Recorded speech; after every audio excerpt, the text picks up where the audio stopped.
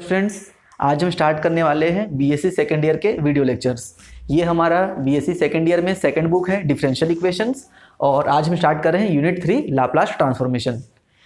देखिए, Laplace transformation होता क्या है, ये एक्चुअल में एक फंक्शन होता है। जैसा कि आपने डिफरेंशिएशन फंक्शन पढ़ा है, differentiation D by d x की वैल्यू, अगर मैं एक्स स्क्वायर का डिफरेंशिएशन करना चाहूँ तो वो क्या आता है 2x। आपने एक फॉर्मूला पढ़ा होगा d by d x, x की power n is equal to n x की पावर n माइनस 1। वैसे ही आपने इंटीग्रेशन पढ़ा है, x की पावर n dx होता है x की power n plus 1 upon n plus 1। तो डिफरेंशिएशन इंटीग्रेशन जिस टाइप के फंक्शन होते हैं उसी तरीके से एक लाप्लास फंक्शन होता है। देखिए यहाँ पर आप लाप्लास को कैसे बनाएंगे, देखो आपको एक फंक्शन देगा f of t is equal to something दे देगा आपको t square plus 1 something type से कुछ भी एक देगा, t के टर्म्स में देगा।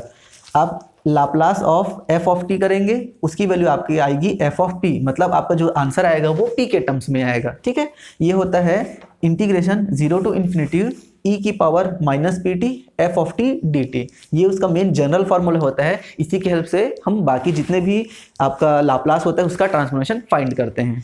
क्लियर है यहाँ तक? तो आपको सिर्फ कुछ फार्मूला याद रखने हैं और उनकी हेल्प से लाप्लास के क्वेश्चंस को बनाना है। कुछ फार्मूला देखते हैं हम यहाँ पर।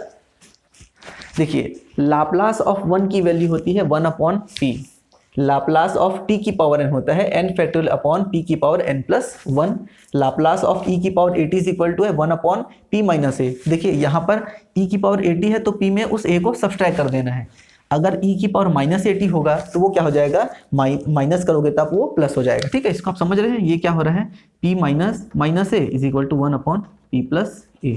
ठीक है, ये दोनों एक जैसे हैं, बट आपको यहाँ पर ध्यान रखना है कि p की वैल्यू जो हमेशा n a से बड़ी होनी चाहिए। ठीक है, वैसे ही यहाँ पर जो आप फॉर्मूला यूज करोगे n की वैल्यू -1 से स्ट्रिक्टली बड़ा होना चाहिए, मतलब 0 से स्टार्ट होना चाहिए, 0 1 अप टू सो ऑन। ठीक है, फोर्थ और फिफ्थ वाला बहुत ही कॉमन टाइप का है। देखिए, लाप्लास ऑफ साइन 80 होता है a upon p square plus a square, और फिफ्थ है आपका लाप्लास ऑफ कॉस 80 होता है p upon p square plus a square. मतलब आपको क्या करना है, यहाँ पर कॉन्स्टेंट टर्म आएगा और यहाँ पर p आएगा। देखिए डिनोमिनेटर सेम है। तो इस तरीके से और बाकी के फॉर्मूला है, मैं आपको बता देता हूँ। देखिए आप स्क्रीन पे आ रहा होगा, ये सारे के सारे फॉर्मूला हैं।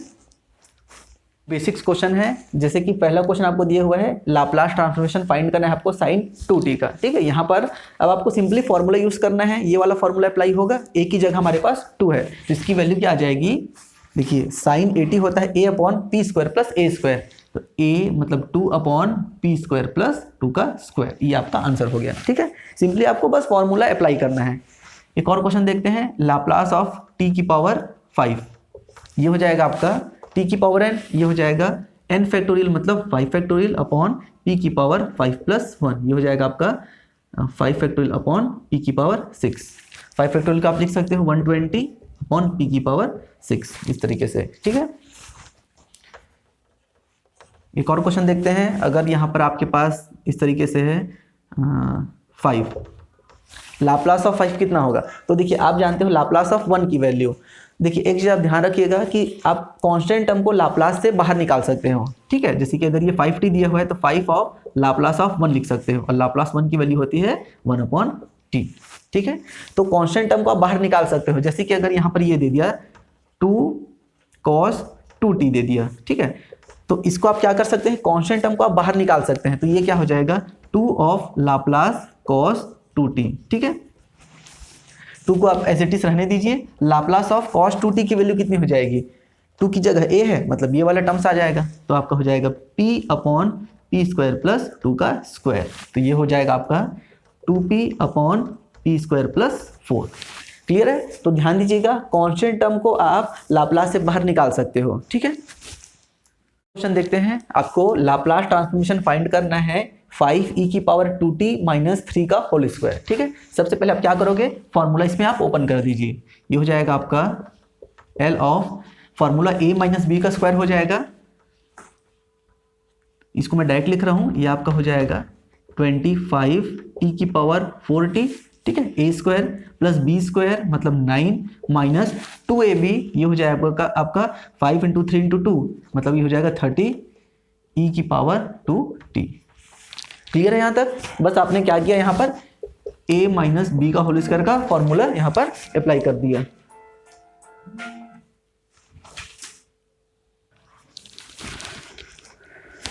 तो ये आपने फॉर्मूला आपने देखा a माइनस बी का स्क्वायर होता है a square plus B square minus 2ab, ये फॉर्मूला से आपने ये वाला टर्म ले आया है। अब देखिए अगर आपके पास इस तरीके से लाप्लास दिया हुआ है, Laplace of f of t plus g of t, तो आप क्या कर सकते हो, उसे अलग अलग कर सकते हैं, Laplace of f of t plus Laplace of g of t। ये आपका एक फॉर्मूला होता है। सिंपली दो अगर आपके t के टर्म्स में दिए हुए हैं तो आप उसे अलग अलग करके लिख सकते हो, ठीक है। तो इससे 3 टर्म्स हैं, हम इसको तीनों को अलग अलग करके लिखते हैं। ये हो जाएगा लाप्लास ऑफ 25 t की power 4t plus Laplace of 9 minus ये हो जाएगा लाप्लास ऑफ 30 e की पावर 2t, ठीक है। साइन को ध्यान रखिएगा, यहाँ पर प्लस था तो यहाँ पर प्लस लिखा गया है, ये माइनस था तो यहाँ पर माइनस है, ठीक है। अब आपको मैंने बताया था कि कांस्टेंट टर्म को आप बाहर निकाल के लिख सकते हैं। ये हो जाएगा 25 l ऑफ t की power 4t plus 9 l of 1 minus 30 l of e की पावर 2t। क्लियर है यहाँ तक? अब आपको सिंपली फॉर्मूला को अप्लाई कर देना है। देखिए t की पावर सॉरी यहाँ पर ये e है ना, मिस्टेक हो गया था, ये आपका e है, ठीक है। सिंपली आप यहाँ पर अब फॉर्मूला अप्लाई कर दीजिए। 25 e की पावर 4t, a की जगह हमारा क्या है 4 दिया हुआ है, तो ये हो जाएगा 1/p माइनस 4 प्लस 9 इंटू 1 का लाप्लास ट्रांसफॉर्मेशन क्या होता है 1/p माइनस 30 इंटू ई की पावर 2t, a की जगह क्या है 2 दिया हुआ है, तो ये हो जाएगा 1/p माइनस 2, ठीक है। तो ये हो जाएगा 25 p माइनस 4 प्लस 9/p 9 है माइनस 30/p माइनस 2, ये आपका हो जाएगा आंसर। क्लियर है यहाँ तक सभी को?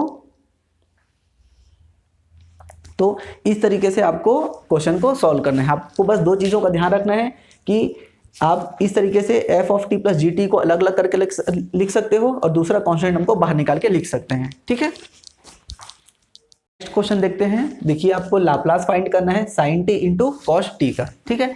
तो आप यहाँ पर ध्यान देंगे, हम फॉर्मूला जानते हैं sin at का या फिर cos at का, ठीक है। हम sin इंटू कॉस का फॉर्मूला नहीं जानते, तो आप यहाँ पर गलती मत कर देना l of sin t into l of cos T. कुछ बच्चे इस तरीके से बना देते हैं, तो ऐसा नहीं करना है। आपको ध्यान रखना है, आपको फॉर्मूला आप प्लस में अलग अलग करके लिख सकते हो, प्रोडक्ट में आप अलग अलग करके इसको नहीं लिख सकते, ठीक है।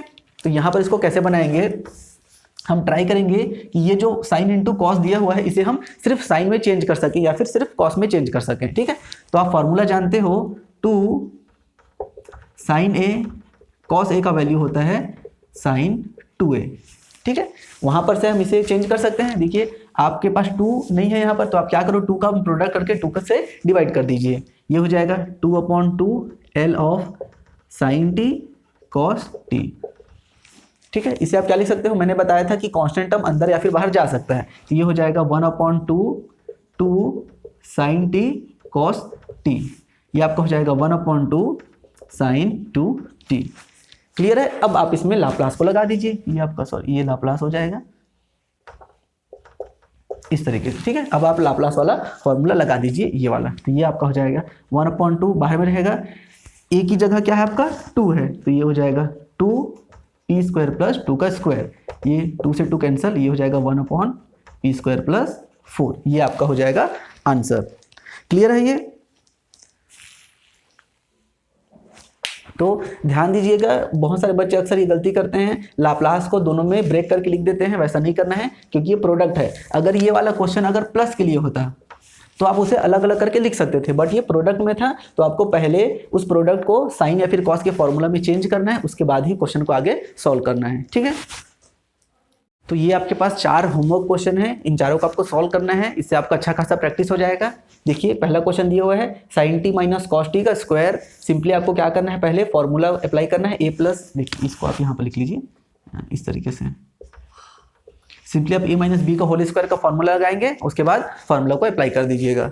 सेकेंड आपको दिया हुआ है ये थर्ड और ये फोर्थ, ठीक है। यहाँ पर ध्यान दे रहिए, कॉस हाइपरबोलिक स्क्वायर दिया हुआ है ना आपको, कॉस यहाँ पर मैंने हाइपरबोलिक का फॉर्मूला नहीं लिखा है, आप बुक से देख लीजिएगा, हाइपरबोलिक का फॉर्मूला होता है, फिर उसको आगे सॉल्व करना, ठीक है।